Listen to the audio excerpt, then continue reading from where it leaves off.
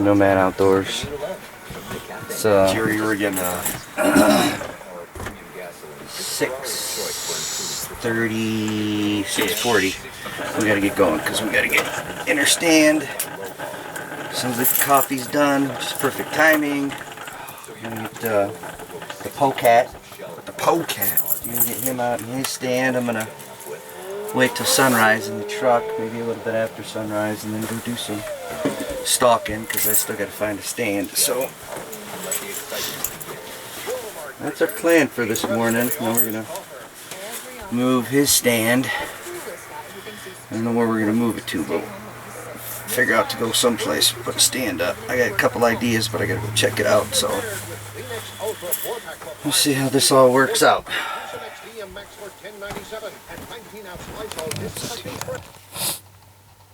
So I just sent Polecat out. He's gonna go get in his blind. I'm gonna wait probably an hour or so because I don't have any place to hunt. So I don't want to spook anything. I'm gonna wait till after daybreak. See how that goes. And then go stalk around, find a place to set a tree stand. Move his tree stand, set up another tree stand, and this is his last day to hunt. So we're gonna spend a lot of time in the field today. Okay, I'm waiting for him to call me, tell me he's in his stand. Peace out.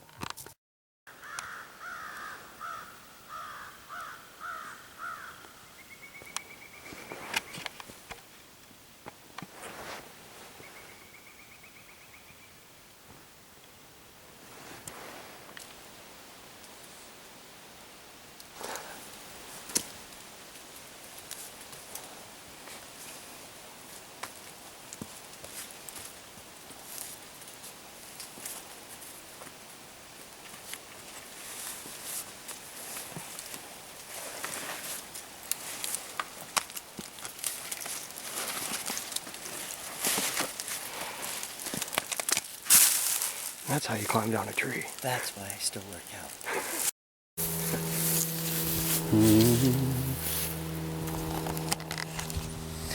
Yep. Whoa. Here we go again. The damn frogs again. Another tree stand. Tree stand setting day. Not a lot of fun. Nice spot though. I like that tree over there. But we're probably going to go into that pine. That's right. Where are you? Oh, there it is. We're going into that pine. Probably right about there. So, you ready there, Polecat? Yep, ready as we'll be, right? Okay, go for it. I was just telling the Polecat about the infamous lock-on tree stands. Now there's a few drawbacks to these stands, but there's a few good things to these stands. I've taken the chain off so that it doesn't make a bunch of tinking noises. Should take it off into the woods and replaced it with a cinch strap. So it's definitely going to hold. I've had this cinch strap, and I think this one may even been made by Harley Davidson for tying down, for strapping motorcycles down. But this thing has, I've had it up in the trees for years. No wear and tear, the bugs don't get to it. You know, this strap right here is probably 15 years old. Here's the drawback to it. They love to eat the seats. So the seats are tore up. So I have in the car, or back at the camp, I have a wooden seat that fits over this. It's got a hook on this side, two hooks on this side, so that you get good support when you're sitting in it. For the most part, that goes on one side of the tree. This wraps around the other side, loops through on the other side. You lock it down and you're good to go.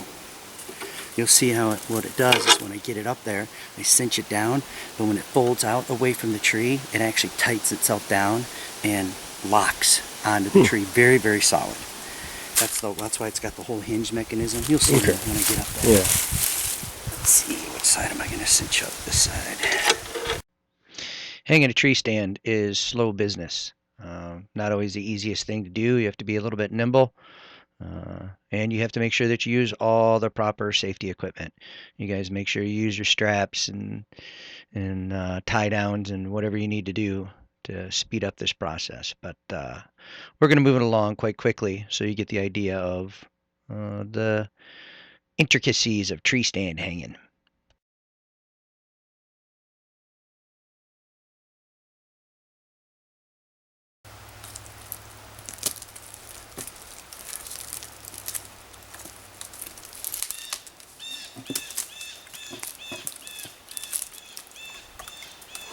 It's definitely a lot easier for that part. Yep.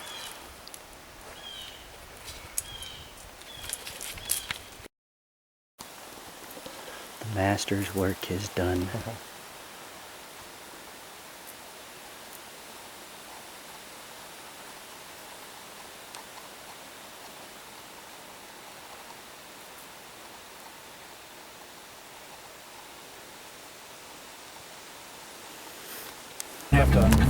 Everything has to be the Pythagorean rhythm or something like that.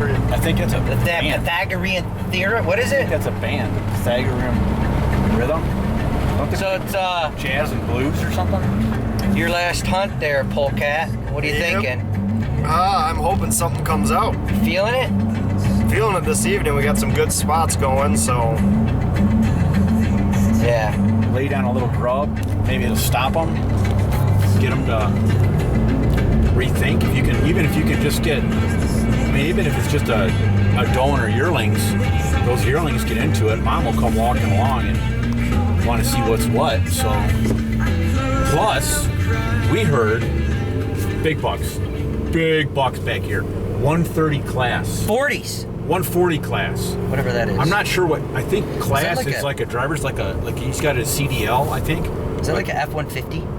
Yeah, it's a right. That's Got it. It's yeah, like a 50, four-wheel drive yeah. pickup truck. Yeah, so it's a 150, 150 Fords, right? Makes 1500s. Hey, I wonder if I could put this up there until you hit the stop sign. And then we go like, ah! But I'm in Justin's face. we can always lean. There we go. Ah! All right, we're gonna lose the camera. Anywho, so we're gonna run it. We're gonna run it back to It's get out early. We got to set up a stand for Gray Bear. it's kind of Got a stand set already back there for the Polecat. it says it's 59, but it doesn't feel like 59. Oh, it ain't no 59. It's like 880 degrees out. All right, so we got a hang Gray Bear stand, and Try to fall asleep in it. yeah, I got mine set up Nobody's way in the way back. So we're all set, ready to go. Kind of tired today.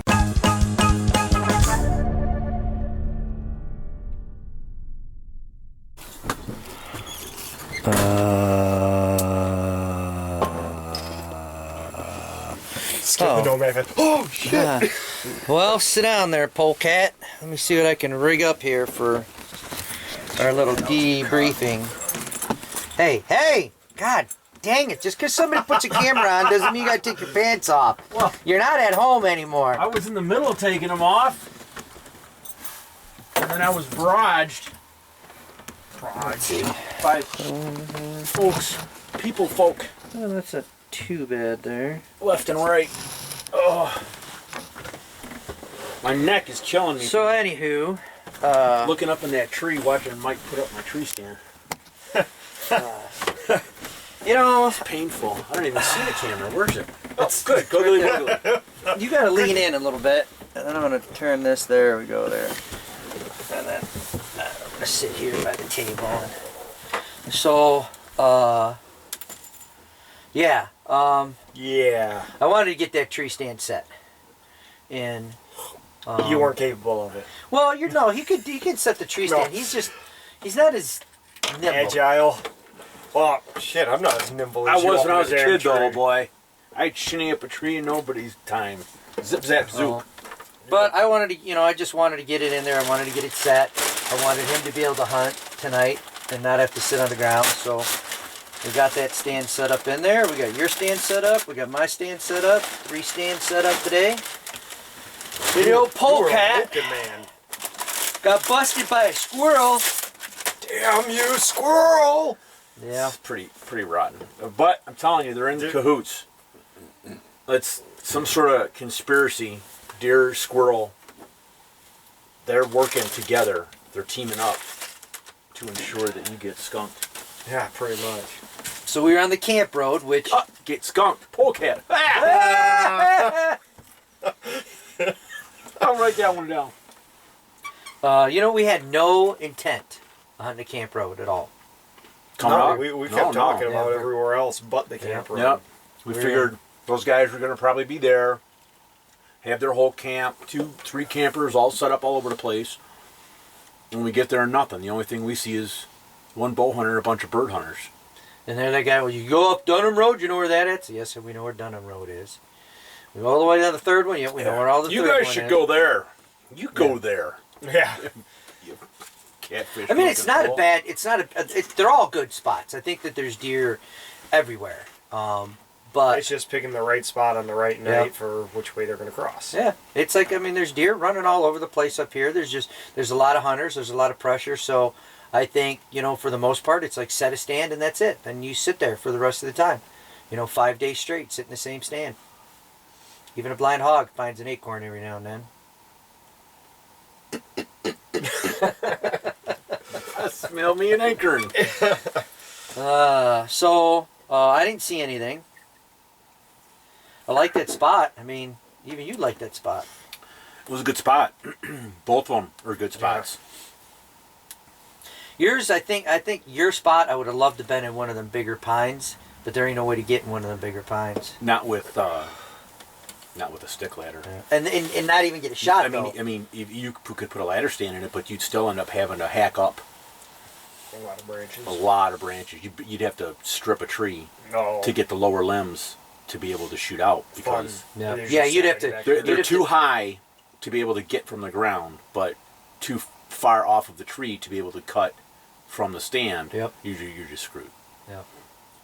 But I think you're really not in a bad spot. Can you see down into the creek?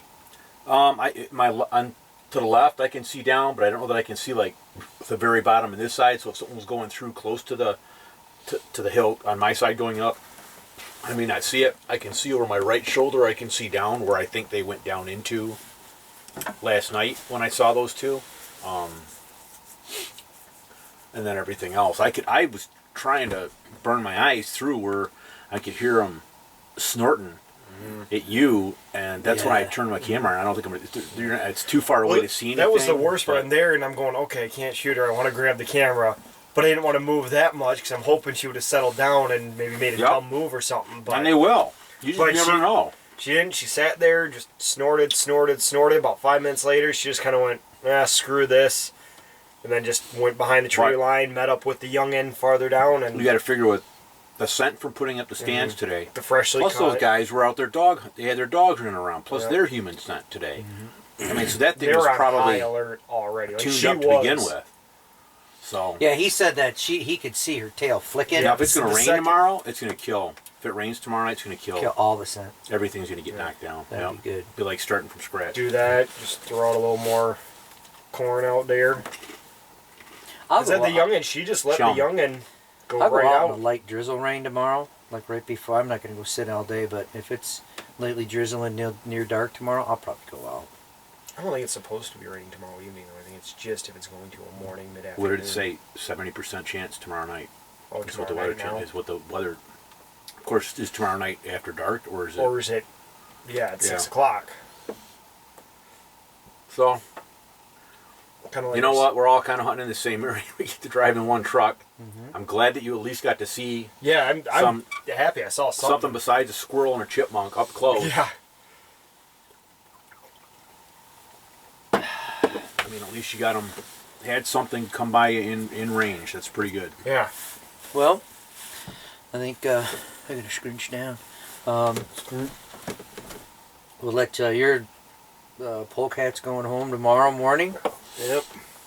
At least we got him on some deer, so that was good. Yes. And that stand is in a glorious spot. I am going to sleep in the morning for sure. And you got to set up the barbecue. We'll cook up some hot dogs. I'll go. Maybe watch a little. Can the honey badger handle this? It is a charcoal grill, so it is going to take like 15-20 minutes for the charcoal. Oh, you can wait. He's the honey badger. Okay. So I'm in. I just had to make sure He's you just made the gonna- comment the other day about grill cooking. So He's gonna lay over there and grunt. Have bologna cheese sandwich while I'm waiting or something. All right, we'll see you, Nomad friends, in the morning. After we watch a little Escanaba in the Moonlight, maybe. Maybe. Be good for you. Be good.